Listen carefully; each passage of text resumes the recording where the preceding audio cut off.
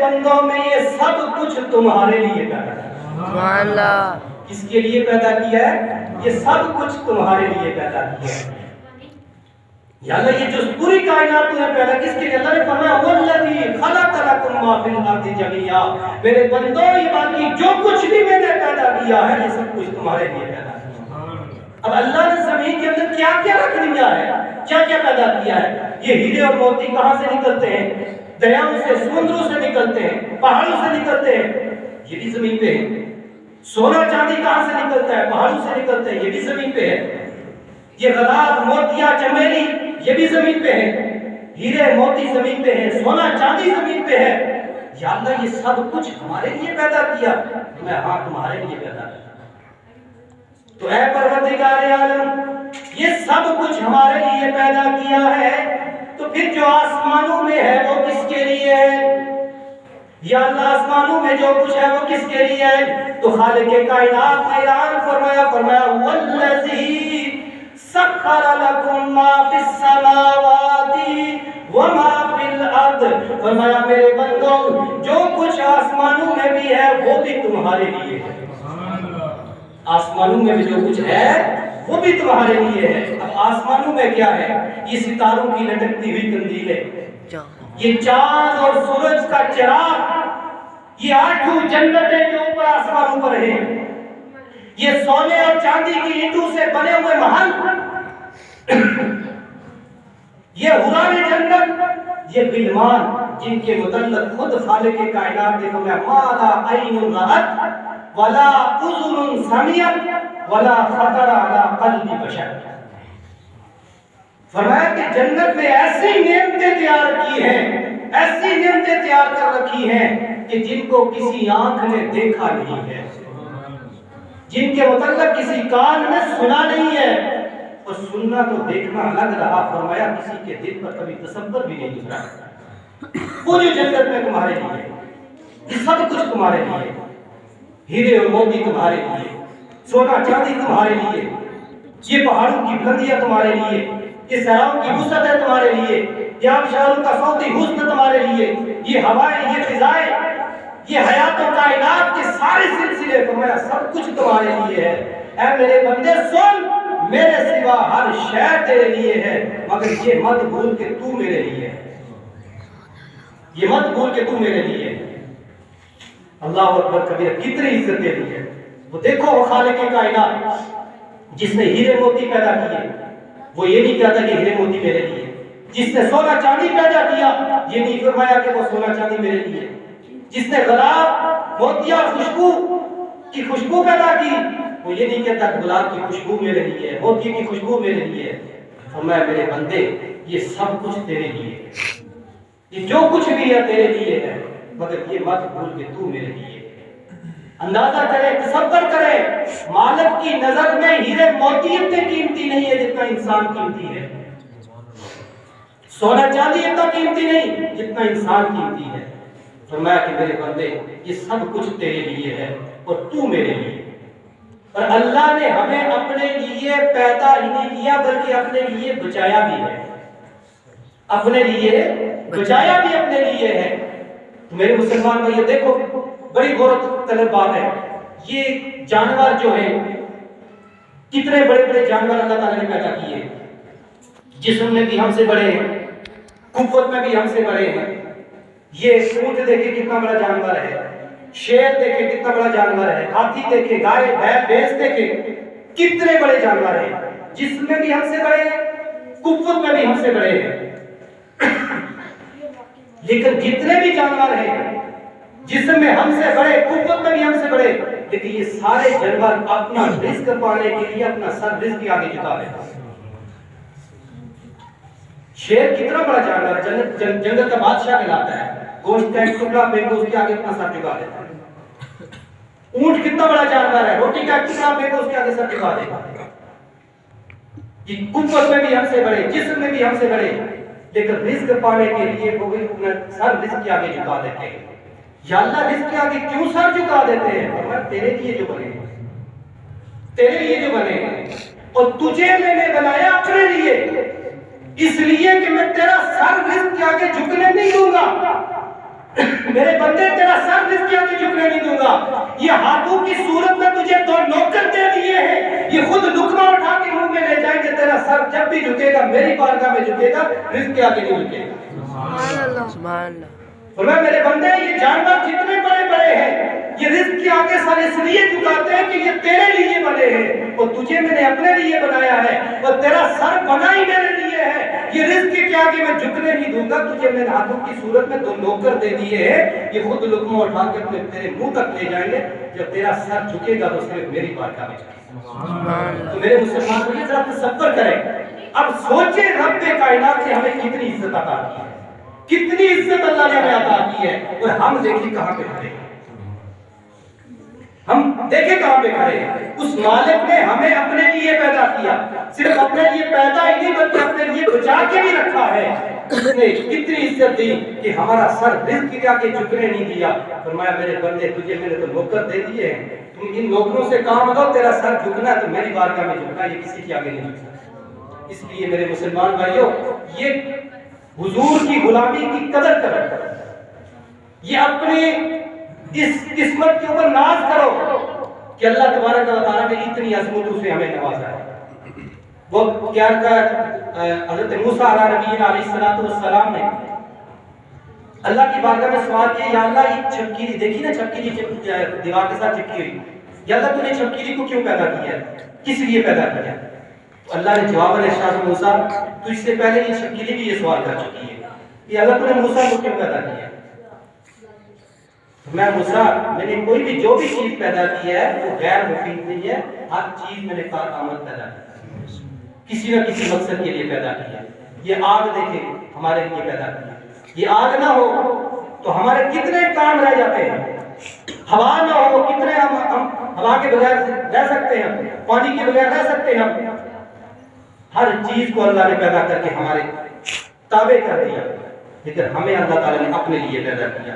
تو میرے مسلمان بھائیوں دیکھیں, نماز جنازہ ہے, نماز ہی ہے نا, تو ہر نماز اللہ کی بندگی ہے, ہر نماز اللہ کی بندگی ہے. یہ نیت کرتے تھے کہ نماز جنازہ پڑھنا ہے. اب یہ نماز جنازہ ہے تو نماز, لیکن رب نے سجدہ نہیں رکھا, سجدہ نہیں رکھا.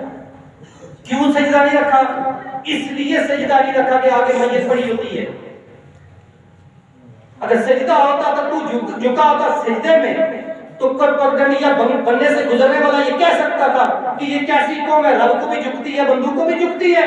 تو میں میرے بندے میں دوئی کا تصور ہی نہیں پیدا ہونے دوں گا, اس لیے میں نے اس پہ سجدہ نہیں رکھا تھا کہ تیرا سر جھکنا تو میرے سامنے جھکنا, کسی کے آگے نہیں. تو میرے مسلمان بھائی اللہ نے کتنا بڑا کرم کیا ہے. تو حضرت محترم ہمیں اپنی قسمت پہ ناز کرنا چاہیے, اپنے مقدروں کے اوپر ناز کرنا چاہیے. دیکھیں حدیث قدسی ہے, حضور غوث اعظم رضی اللہ تعالیٰ عنہ فرماتے ہیں کہ اللہ تعالیٰ ارشاد فرماتا ہے کہ میرے بندے تجھے میں نے اپنے لیے پیدا کیا اور ساری کائنات تیرے لیے پیدا کی ہے. اور حضور غوث پاک رضی اللہ تعالیٰ عنہ فرماتے ہیں حدیث قدسی کے اندر, آپ فرماتے ہیں کہ انسان جب آئینے کے سامنے کھڑا ہوتا ہے نا, آئینے کے سامنے, تو اس وقت بھی اللہ اسے آواز دیتا ہے, یا ابن آدم, اے بنی آدم, اے اولاد آدم. کہ ہم جب نہا کے کپڑے پہن کے آخر میں آ کے کھڑے ہوتے ہیں نا آئینے کے سامنے, پھر ہم نے کنگھی وغیرہ کرتے ہیں, اپنے آپ کو سنوارتے ہیں, تو اللہ تعالیٰ اس وقت بھی آواز دیتا ہے. کیا آواز دیتا ہے؟ میرے بندے اور دنیا کے لیے سج رہا ہے, دنیا کے لیے سنور رہا ہے, اے میرے بندے یہ صورت تو تجھے میں نے عطا کی, یہ قوت تو تجھے میں نے عطا کی ہے, یہ حسن تو تجھے میں نے دیا ہے, یہ تجھے صحت تو میں نے دی ہے. اے بندوں کے لیے سنورنے والے کبھی میرے لیے بھی سنورا کر, میرے لیے بھی سنورا کر. تو اللہ تعالیٰ نے توفیق دے گا ایک سوٹ کپڑوں کا رب کے لیے بنے. اب پوچھیں وہ کس لیے؟ حضرت امام اعظم ابو حنیفہ رحمۃ اللہ تعالیٰ جن کے ہم مقلد ہیں, آپ نے 30,000 درہم کا ایک سوٹ خریدا, جو اس وقت کا بادشاہ بھی کبھی کبھی پہنتا ہے. 30,000 درہم کا ایک سوٹ خریدا. اب جس سے وہ سوٹ خریدا وہ باتیں کرنے لگا, اتنا بڑا امام ہے جناب, اتنی عیاشی, اتنا تعین, جس درزی سے سلوایا وہ بھی باتیں کرنے لگا, جی اتنا بڑا امام اور اتنی عیاشی کر رہا ہے, فضول خرچی کر رہا ہے. جن دوستوں نے دیکھا وہ بھی باتیں کرنے لگے. لیکن پھر کسی نے کبھی ان کی جسم پہ وہ کپڑا دیکھا نہیں، کبھی جسم پہ وہ کپڑا دیکھا نہیں، بنایا بھی اپنے لیے، خریدا بھی اپنے لیے، جب کبھی جسم پہ دیکھا کسی نے نہیں۔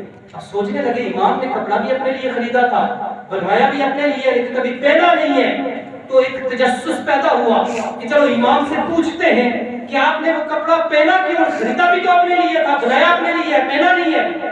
جب امام سے پوچھنے لگے حضور آپ نے کپڑا خریدا بھی اپنے لیے ہے، بنوایا بھی اپنے لیے ہے، کبھی آپ نے پہنا نہیں ہے، کپڑا کیوں نہیں پہنا؟ تو آپ کی آنکھوں میں آنسو آ گئے۔ آپ نے فرمایا میرے دوستو، میں وہ کپڑا اللہ کی قسم میں وہ کپڑا سوٹ کپڑوں کا پہنتا ہوں۔ کب پہنتے ہیں؟ ہم نے تو دیکھا نہیں ہے۔ فرمایا تم کپڑے پہنتے مخلوق کے لیے، میں جب آدھی رات کو اٹھ کے تہجد کے مصلی پہ جاتا ہوں تب وہ کپڑا پہنتا ہوں۔ آدھی رات کو اٹھ کے جب تہجد کے مصلی پہ جاتا ہوں تب وہ کپڑا پہنتا ہوں۔ تم بن سور کے مخلوق کے سامنے جاتے ہو، میں بن سور کے مالک کے سامنے جاتا ہوں۔ اللہ نے توفیق دے ایک سوٹ کپڑوں کا اپنے رب کے لیے بھی خریدو، اس کو بناؤ، پھر جب بنا کے آدھی رات ہو جائے، جب سارے سو جائیں، اٹھ کھڑے ہو جاؤ، پھر نہا کے دھو کے وہ سوٹ پہن کے پھر آئینے کے سامنے کھڑے ہو کے بن سور کے مصلی پہ آ جاؤ۔ اللہ کی عزت کی قسم لوگوں، حدیث پاک ہے میرا رب فرماتا ہے اے میرے بندے جب تو تیار ہو کے مصلی پہ آئے گا، اگر کوئی تجھ سے پوچھے نا آدھی رات کو تیار ہو کے کدھر جا رہے ہو، کہو کہیں نہیں جا رہا ہوں، میں اللہ کے حضور جھکنے جا رہا ہوں، اللہ کے حضور جھکنے جا رہا ہوں۔ جب تم ایسا تیار ہو کے ایسا کپڑا پہن کے مصلی میں آ جاؤ گے، رب کی عزت کی قسم حدیث پاک ہے اللہ فرماتا ہے میرے بندے جو کچھ تو کر سکتا تھا تو نے کیا، اب جو میں کرنے والا ہوں وہ میں کر سکتا تھا۔ یا اللہ تو کیا کرے گا؟ فرمایا میرے بندے تو نے میرے لیے اپنا ظاہر سنوارا ہے، اب میں تیرے لیے تیرا باطن سنوارنے لگا، اب میں تیرے لیے تیرا باطن سنوارنے لگا۔ تو میرے مسلمان بھائیوں اپنے رب کے لیے بھی کبھی کبھی سوال کرو، جب آئینے کے سامنے کھڑے ہو نا یہ تصور کر لیا کرو میرا رب مجھے پکار رہا ہے، یہ ذہن میں رکھ لیا کرو اللہ مجھے پکار رہا ہے۔ میرے مسلمان بھائیوں حضور سرور کائنات جب معراج پہ گئے نا تو عرش کے نیچے حضور فرماتے ہیں کہ اللہ کے عرش کے نیچے 70,000 شہر آباد دیکھے، 70,000 شہر، اور 70,000 شہر ایک شہر جو ہے نا وہ اس دنیا سے 70 گنا بڑا ہے۔ حضور فرماتے 70,000 شہر میں نے دیکھے، اور اس شہر کی جو مخلوق ہے اس کو بھی میں نے دیکھا، اور وہ جو پڑھ رہی ہے میں نے وہ بھی سنی۔ اب مجھے یہ بتائیں حضور اللہ سے ملاقات کرنے گئے تھے یا شہر گننے گئے تھے؟ 70 تک گنتی گنو تب بھی تو ٹائم لگتا ہے، لگتا ہے نہیں لگتا؟ 70 شہر 70,000 شہر گننے میں کوئی ٹائم لگتا ہے کہ نہیں لگتا؟ وہ جو لوگ یہ کہتے ہیں کہ حضور مدینے سے ہو کر اس 70 قتلے والوں کا درود نہیں سن سکتے، وہ بدبخت ہیں۔ میرے آقا فرماتے ہیں وہ لوگوں یہ دنیا تو بہت چھوٹی ہے، یہ اگر 70 گنا اس سے بھی بڑھ جائے تو اس دنیا کا کوئی کونا نبی کی نگاہ سے چھپ نہیں سکتا ہے، سبحان اللہ، نبی کی نگاہ سے چھپ نہیں سکتا ہے۔ حضور نے ایک نظر دیکھا، صرف 70,000 شہر بھی دیکھ لیے، 70,000 شہروں کے اندر جو مخلوقوں سے بھی دیکھ لیا، اور جو پڑھ رہی ہے وہ بھی سن لیا۔ حضور فرماتے ہیں کہ وہ اللہ کی وہ مخلوق فرشتے جو 70,000 اس شہروں میں تھے وہ دعا کیا کر رہے تھے، پڑھ کیا رہے تھے؟ وہ اللہ کی تسبیح بیان کر رہے تھے، اور ہر تسبیح کے ساتھ اللہ میری امت، اللہ کے حضور میری امت کے دو ان شخصوں کے بارے میں دعا کر رہے تھے کہ جو شخص غسل کر کے جمعہ پڑھنے کے لیے آتا ہے وہ ان کے لیے دعائیں کرتے تھے یا اللہ اسے معاف فرما دے، اسے بخش دے۔ جمعے کے دن جو غسل کر کے آتا ہے نماز پڑھنے کے لیے، یہ سچ کرانا میرے مسلمان بھائیوں جمعے کے دن کوشش کیا کریں، آپ نیا سوٹ پہن کے غسل کر کے خوشبو لگا کے اللہ کے گھر میں آئیں، اللہ کے فرشتے بھی اس کی مقصد کے لیے دعائیں کرتے ہیں۔ تو میرے مسلمان بھائیوں اللہ تعالیٰ کی بارگاہ میں دعا ہے کہ اللہ تعالیٰ ہمیں عمل کی توفیق عطا فرمائے، ہمیں دین کو صحیح معلوم میں سمجھنے کی توفیق عطا فرمائے، اور حضور کی غلامی عطا فرمائے۔ حضور کی غلامی کے بغیر کچھ نہیں ہے۔ آپ نمازیں پڑھتے رہے، آپ حج کرتے رہے، آپ جو روزے زکات صدقہ خیرات کرتے رہے، آج تہجد بھی پڑھتے رہے، نوافل بھی پڑھتے رہے، ساری زندگی سجدے میں سر رکھ کر گزار دیں، کوئی فائدہ اس سجدے کا نہیں ہے، کوئی فائدہ اس زکات کا نہیں ہے، کوئی صدقہ خیرات قبول نہیں ہوگا۔ اگر دل میں عشق مصطفیٰ ہے تو پھر سر سجدے میں رکھ کے دیکھ، پھر تجھے جو لذت آئے گی پھر دیکھ لینا کیسی لذت آئے گی۔ تو میرے مسلمان بھائیوں، اللہ کی بارگاہ میں دعا ہے کہ اللہ تعالیٰ ہمیں عمل کی توفیق عطا فرمائے۔